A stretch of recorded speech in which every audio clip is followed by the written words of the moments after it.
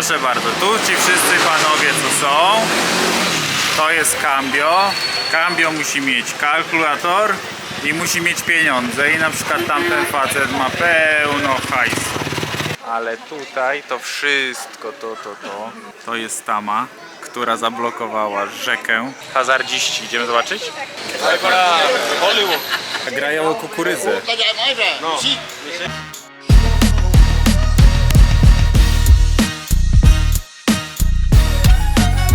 Spotkaliśmy przy drodze takie namioty z gałęzi i folii. To były takie szałasy foliowo-gałęziowe, w których mieszkali ludzie i mieszkali tak tu przy ulicy.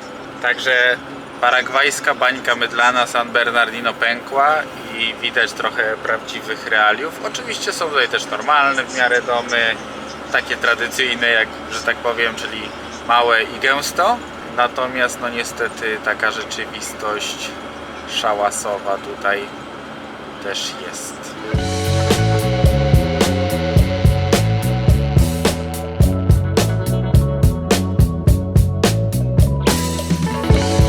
Ile kosztuje autostrada? Znaczy autostrada, no te drogi, tak około 15-17 tysięcy guarani. Przejechaliśmy ze 150 km i zapłaciliśmy raz 15, raz 17 tysięcy guarani. 10 tysięcy guarani do 5,50, więc płacimy po jakieś 8-9 zł co odcinek i na razie zapłaciliśmy 2 razy. Słuchajcie, jechaliśmy drogą, no i była knajpa, która taka się charakteryzuje na amerykańsku. Nawet się nazywa Sul Americano. No i oni się tu charakteryzują w wołowinie na szaszłyku takim. Obkrawają tak jakby tego szaszłyka tobie na talerz.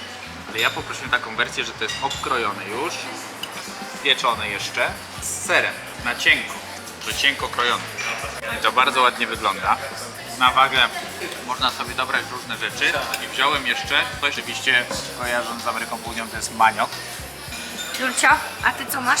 Oliwki, rybkę, paprykę, zielony ogórek i frytki, ale 7. A tutaj taki gulasz, trochę jak ala strogonów nasz. Zachęcające, prawda? Dlatego mam. Nałożyłem 4 różne i 4 są przepyszne. Perfekto. O, i tutaj się bierze, wiecie, listę i cały czas dopisują, co się bierze i zapłacimy.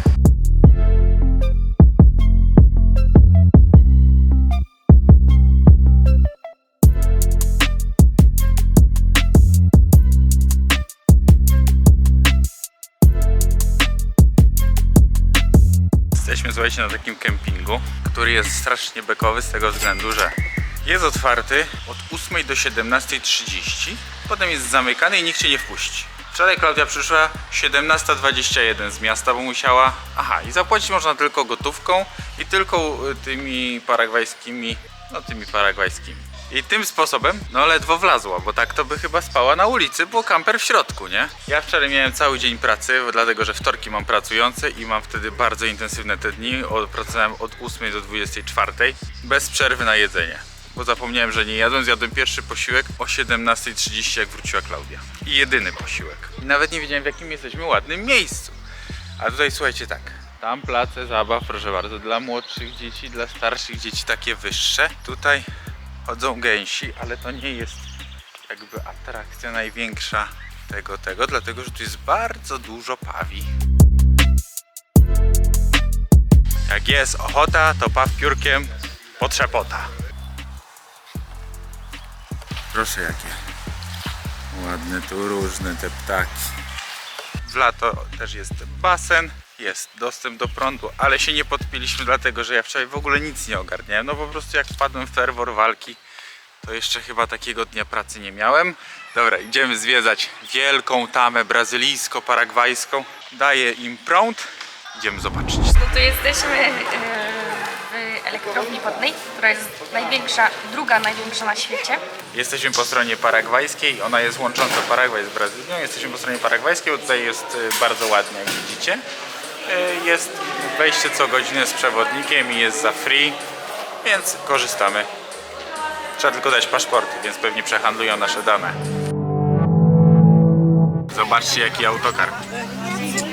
Jakby spierdzielił z innego kraju, nie z Paragwaju. W ogóle nie z Ameryki Południowej. Skąd oni go wzięli, Klaudia? Zapieprzyli Amerykańcom na bank.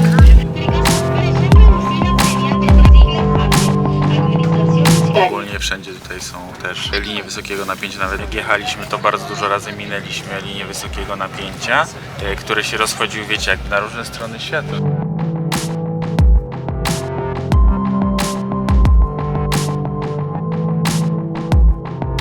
Zobaczcie.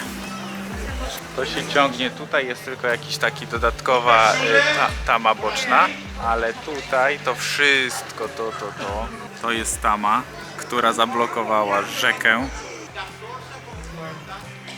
I oni dzięki temu zasilają 80% Paragwaju i 20% Brazylii. No ale Klaudia mówiła, że zniszczyli jeden z największych wodospadów świata. No tak, bo oni go chyba tutaj wykorzystali jakby jako właśnie tą elektrownię i on jakoś chyba wysechł bodajże. Ale to było dawno, że był taki wielki podobno. Ten wodospad, no, że słychać było jego odgłos w odległości 30 km. Także... No i wkurzało, bo był za głośny i go zlikwidowali. I to zrobili elektrownię. Bardzo ładnie to wygląda i to już jest Brazylia jakby coś. Za rzeką. Rzeka jest tutaj naturalną granicą i za rzeką jest już Brazylia.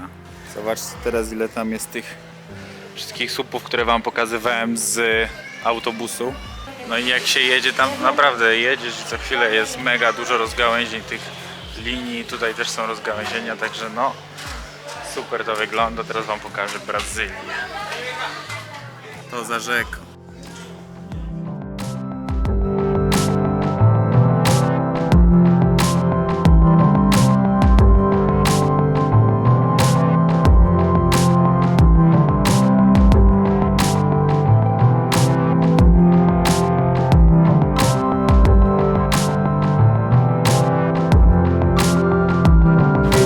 Cholera, przez to, że my przejechaliśmy przez tą tamę, to jesteśmy teraz w Brazylii.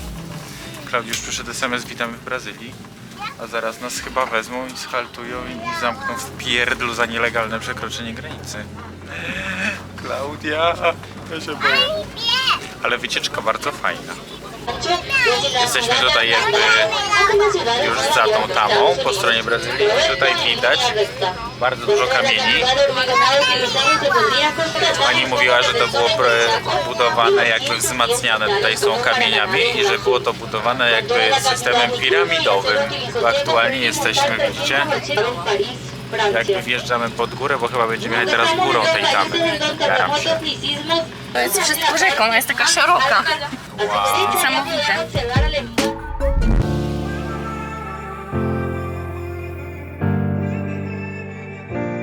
Bo tutaj jest ta Paraná i jest bardzo, jak są deszcze, ogólnie duże deszcze latem głównie. Jest klimat subtropikalny, więc bardzo dużo pada deszczów latem. I jak się nazbiera ta woda, żeby się nie przelała, to jest taka dodatkowa tam śluza i ją spuszczają ten nadmiar wody, bo ogólnie przez tą tamę też jest przepuszczana cały czas woda, żeby wyrównywał się ten poziom, no ale przez to, że potrafi bardzo dużo napadać, to nie tak jak u nas w Polsce, no to muszą używać tej dodatkowej bocznej.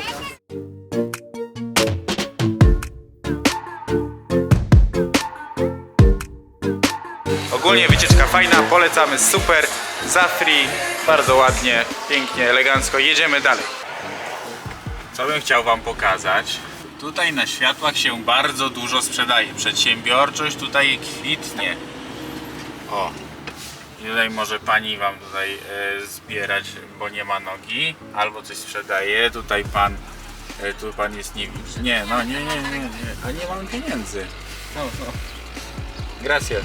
No, ale niestety też żebrają, jak widać. No tutaj akurat więcej próbuję zbierać żebrać, ale już po tamtej stronie wszyscy handlują bananami, pomarańczami, mandarynkami. A swoją drogą nie myślę, że jestem bezdusznym dziadem, po prostu naprawdę nie mam paragwajskich pieniędzy. Ale też nie jestem zwolennikiem dawania pieniędzy. Prędzej bym bardzo chętnie kupił te mandaryny, niż dał im cokolwiek za to, że po prostu chodzą i mówią, że chcą. Uważam, że to nigdy nikogo nie uzdrowiło, wręcz tylko czy czegoś złego, ale jak ktoś sprzedaje mandaryny, bardzo chętnie. Gdybym miał jakieś paragwajskie pieniądze, których się próbowaliśmy ostatnio pozbyć i już ich nie mamy, to tak byśmy zrobili.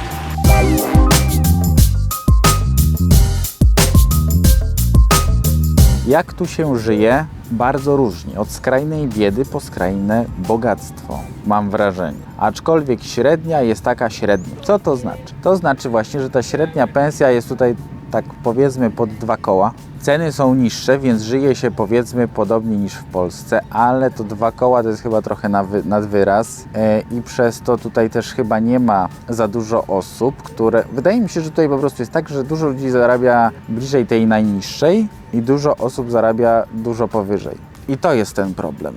Dlatego jest mało tutaj chyba tej klasy średniej, tak mi się wydaje, albo ta klasa średnia jest stosunkowo dość biedna. Natomiast jeżeli byście chcieli tu mieszkać, to ja osobiście średnio to polecam, aczkolwiek z tych wszystkich krajów, w których na razie byliśmy w Ameryce Południowej, to najbardziej polecam ten Paragwaj, bo jest stosunkowo tani i stosunkowo przyjemny. Ale ci ludzie tutaj nie są jacyś tacy zbyt szczęśliwi, mam wrażenie.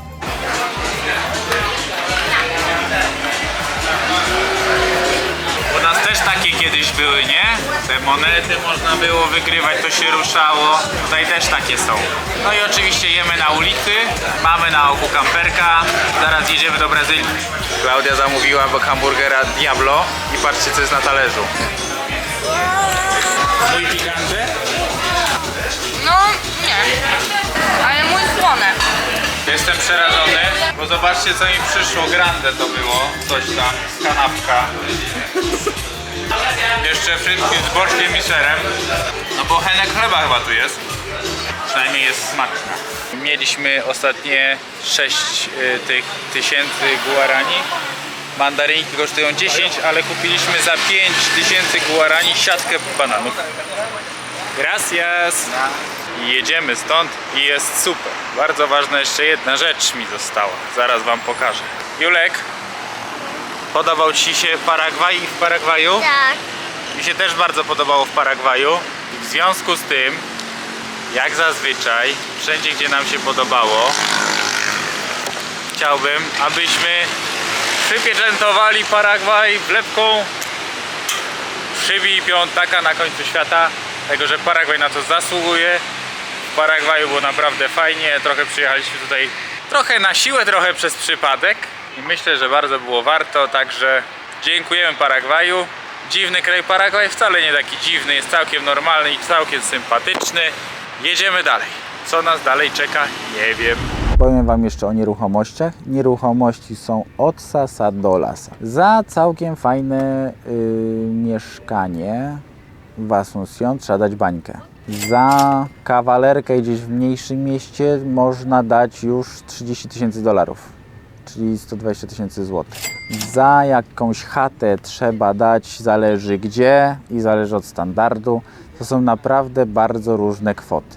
Natomiast za działkę tutaj wystarczy dać $26,000 za działkę taką 600 metrów i to jest tutaj taki standard. W Asunción taki dość bajkowy dom a la Walt Disney trzeba dać w ogóle za wynajem $10,000 za miesiąc.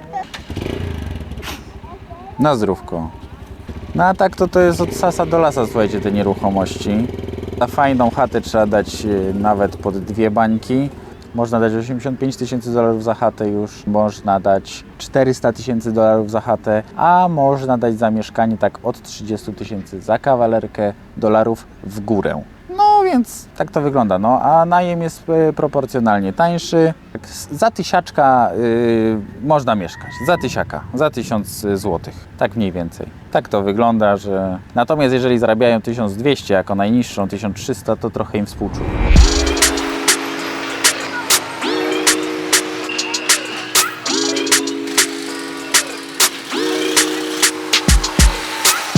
Panowie tutaj siedzą z plikami pieniędzy, że granica blisko, to wszyscy siedzą, bo chcą wymieniać pieniądze. Wszyscy są kantorem. Wszyscy siedzą, torba pieniędzy, do każdego mówią cambio, cambio. A co się robi z resztą jedzenia? Bierze się ze sobą, jak nie możemy zjeść, tylko trzeba odkroić wszystko, żeby było czyściutkie. I chłopiec, który jest potrzebujący, dostanie i zje ze smakiem wielką kanapkę, której ja nie dałem rady. Akurat zjadłem połowę, ta druga połowa była nietknięta, więc mogę wziąć na wynos, a chłop przychodzi od auta do auta, żebrze i ja mu mogę pomóc. Co chciałem pogadać? Ten żółty motocykl. Ten żółty motocykl jest to taksówka motocyklowa. Dlaczego tutaj takie coś funkcjonuje na granicy? A dlatego, że tu jest kolejka jak cholera przez granicę, żeby przejść. I oni po prostu mają tutaj, gdzie jeszcze nie ma korka, napisane motor taxi i wiozą ludzi do granicy i z granicy. Wtedy się nie stoi w korkach. Bardzo sprytne. A co tu tak pachnie? Ja mówię, Klaudia, a co tu tak pachnie? A zobacz, co tak pachnie. Ktoś suszy na sprzedaż skórki od cytryny i od pomarańczy. Super. A tam grają hazardziści. Idziemy zobaczyć? Hollywood. Hollywood, nie. Grają o kukurydzę. Biedne, bose. Muy bien. ¿Sí? Perfecto. High five. No? Okej, vale. Bueno. Adios. Do zestawu takiego dziecięcego w restauracjach bardzo często się daje właśnie jakąś zabawkę, coś typu jak w McDonaldzie. Tyle, że oni to kupują w sklepie z zabawkami raczej. No i co? No i Julek raczej albo coś podobnego ma, albo się nie będzie tym bawił. Więc jak jest dziewuszka z bratem, bez butów, uprzmyndrana cała, no to Julcio postanowił obdarować również, bo zobaczył, że my daliśmy innemu chłopcu, który szukał jedzenia, daliśmy jedzenie, to Julcio dał zabaweczkę, tak? Aha. No i tak trzeba żyć. A tutaj wszyscy mają kupę pieniędzy, patrzcie. Proszę bardzo, tu ci wszyscy panowie co są. To jest Cambio. Cambio musi mieć kalkulator i musi mieć pieniądze. I na przykład tamten facet ma pełno hajsu. Jak każdy tutaj. Także to wszystko. To są kantory. Nie wiem jaki jest kurs, ale jedno mi się podoba. Przynajmniej nie trzeba tu mieć paszportu, żeby wymienić hajs. A wszędzie chcą paszport i mi się to bardzo nie podoba. Dlatego, że ja podejrzewam, że no mogą potem to przehandlować tak czy srak, no. I to jest niefajne. No cóż, ale znowu kurs chyba gorszy, nie wiem, muszę zapytać, sprawdzić. Zobacz. W Brazylii sprawdzę. Pozbyliśmy się dziecka. On jest gdzieś tam. Zamknęli drzwi na klucz. Tam go żeśmy gdzieś wsadzili. I mamy wywalone. Klaudia, co robimy? Nie wiem. Ale żeśmy go wkopali. Ty, on nic nie kuma, a ona go coś pyta. Będzie się bawił. Jeżeli się wybieracie do Ameryki Południowej i nie umiecie ani słowa po hiszpańsku, to nie jedźcie. Albo weźcie sobie kolegę, który cośkolwiek powie. Tak poważnie musicie chociaż jakieś rozmówki przerobić, chociaż 3 pierwsze lekcje, żeby powiedzieć skąd jesteś, żeby powiedzieć jak się nazywasz i żeby powiedzieć co chcesz zamówić w knajpie i zapytać się gdzie jest kibel i jak gdzieś dojść. I to wam pewnie wystarczy, żeby przeżyć, ale nie możecie pójść na pewniaka, że znam angielski i to sobie poradzę. No nie, nie poradzisz sobie. Podstawowe kilka słów trzeba wiedzieć. I tyle. Zapytałem pani, co mam wziąć z tych słodkości, ona mówi, wszystko jest dobre. Ja mówię, wszystkiego to ja nie zjem, to jest dla pani dobre. Najlepsze. I ona mi poleciła, że to. I teraz się zobaczy, czy warto ufać kobiecie. Dobra, faktycznie. Mimo że Paragwaj jest krajem, przez który się przemyca bardzo dużo narkotyków, zwłaszcza marihuany, trochę broni i tak dalej, i wręcz oficjalnie niemalże rząd paragwajski czerpie z tego jakieś korzyści, to jest tutaj szalenie bezpiecznie, ale co jest ciekawe, marihuana tutaj jest kompletnie nielegalna. Ani posiadanie, ani sprzedawanie, ani sadzenie, ani palenie, ani nic. Także to jest trochę beka, że tutaj się transportuje, podejrzewam, kilkanaście, jak nie kilkadziesiąt ton marihuany tygodniowo, a nie wolno sobie tutaj normalnie zajarać, bo trafi się do pierdla. Nie wiem, wam, tylko nie wiem, czy to na YouTube'a może iść. kupiłem sobie tam wtedy w Urugwaju na targu, bo tam to jest w miarę legalne. Facet swoją mi sprzedał, taką co sam hodował, taka lekutka, taka przyjemna. Se wziąłem, mówię, nad tą rzeką w Asunción se tam se przygrzeje, nie? No i ja se przygrzewam, a tu policja na motorku. I spojrzeli na mnie i za mną, nie? Zawinęli ten motorek, ja szybko do busa wsiadłem, zostawiłem ten inhalator, że tak powiem, a oni mnie wołają, nie? I wysiada i tu tego i co paliłeś? Que fumar? Ja mówię nic. No ale co paliłeś? A ja mówię nic. Co paliłeś, powiedz? Ja mówię nic. No już myślałem, że mnie zawiną, kuźwa. W piżamie byłem i w kapciach. Już myślałem, że mnie zawiną, tam Klaudia wyjrzała za mną. No i się zapytali tylko, kiedy stąd jedziemy i powiedzieli nara i pojechali. Ale dzięki temu nas całą noc tak pilnowali, że ktoś raz koło nas zaparkował, od razu byli za 20 sekund, byli już do nich, już się pytali, co oni tu robią i co chcą. Także myśleli chyba, że to my szmuglujemy, wiecie, kamperem. Beka. Ale bym się wtopił, kurwa. Jakbym wpadł tutaj do więzienia na jakiś dołek, to bym się... Ale bym miał doświadczenie życiowe. Zatankowane do pełna, bo nie wiem jaka jest cena paliwa w Brazylii, nie wiem. Znaczy wiem jaka jest w Argentynie, ale nie pamiętam, chyba było trochę drożej. Więc zatankowałem tutaj. Skoro tutaj są stacje przy granicy, to znaczy raczej tutaj jest taniej. No gracias, señor. Todo tengo. Muchas gracias. Przedsiębiorczość wszędzie. Jak nie, motorek ma i na żółto pomaluje i taksówkę sobie zrobi, to coś sprzeda na ulicy. Najbardziej mi się nie podoba, że na przykład uczone jest dziecko już tych samych gestów do żebrania, że na przykład szedł chłopczyk i pokazywał to samo takie coś tam, już wiedział co ma mówić, bo robił dokładnie to samo co dorosły, który wcześniej próbował żebrzyć na światłach i to jest takie... Czego on się kurde w życiu nauczył? Lepiej jak wychodził i próbował sprzedawać coś. No to moje dywagacje. Co tu można robić? Można tu robić wiele rzeczy ze względu na to, że są niskie podatki. I jest tania siła robocza. Dlatego można tu robić, uważam, że mnóstwo rzeczy. Czego mi tu brakuje? Mi tu brakuje rozpowszechnionego, stosunkowo normalnego systemu płatności. Jest to trochę powalone. I może ja tego nie rozumiem, można by się temu przyjrzeć, nie będę na razie w to wchodził, dlatego że ostatnio ktoś mi kazał płacić QR-kodem. Karta raz mi działa, raz nie działa. Z bankomatu wypłacić trochę nie mogę. No masakra pod tym względem. Normalny, prosty system płatności, może coś typu PayPal, może coś typu jakieś bramki płatności zwykłe. Myślę, wydaje, że zwykłe bramki płatności byłyby tutaj super, takie wiecie, jak DotPay czy coś. Co tu jeszcze można robić? No ze względu na niskie podatki to naprawdę wiele rzeczy, ale trzeba by się w to trochę bardziej zagłębić. Na przykład trzeba by się zagłębić trochę w sprzedaż internetową, zwłaszcza tutaj w Paragwaju, w Argentynie, bo tam jest wolność. W Urugwaju jest masakra pod każdym względem i oni tam mają całkiem fajny jeden sklep internetowy, taki duży ala nasze Allegro.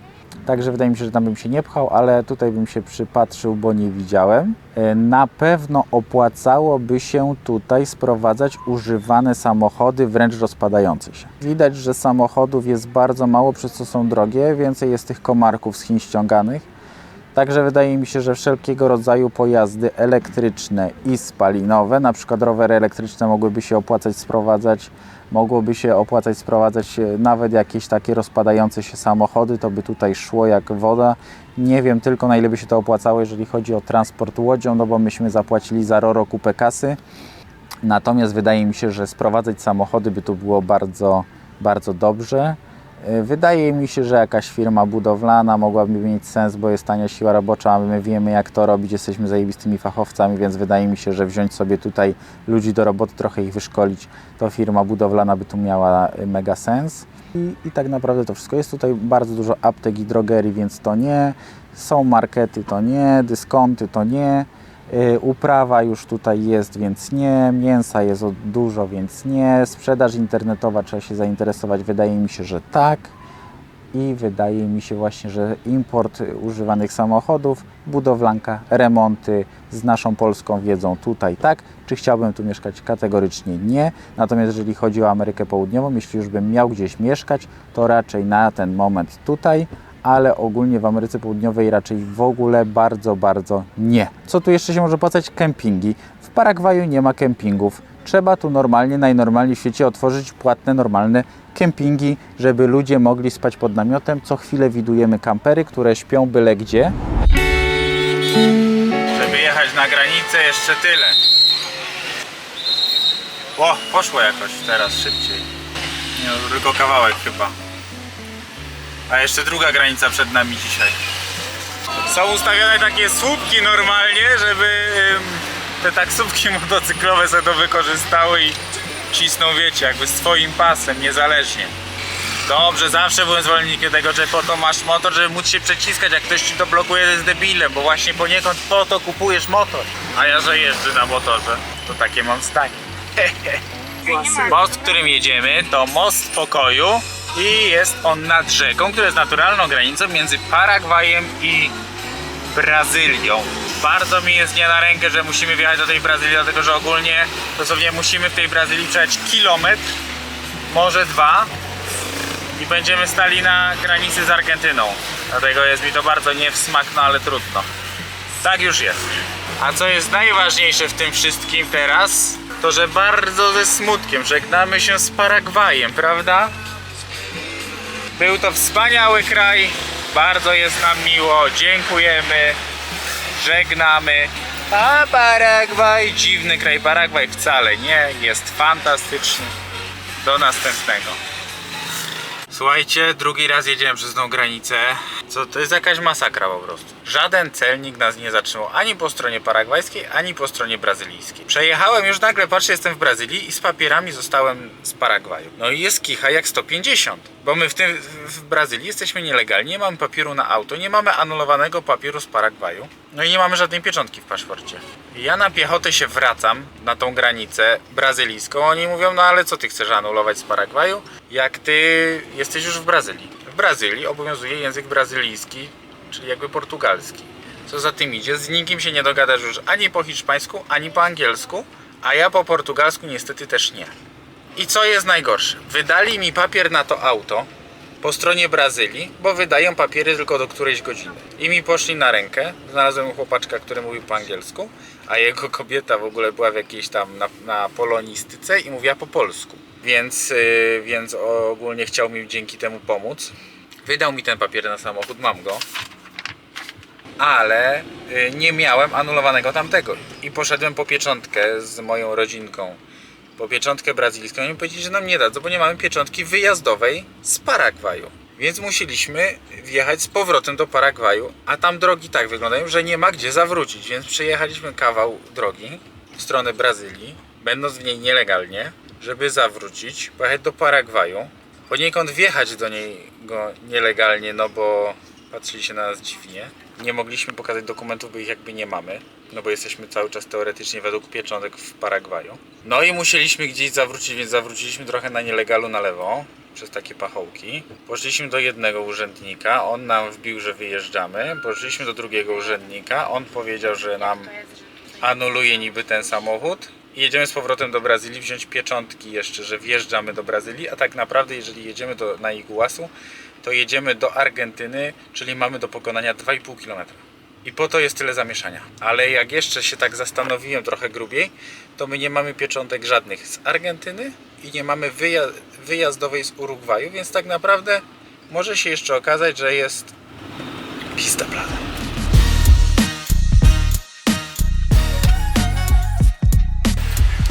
Nuevo.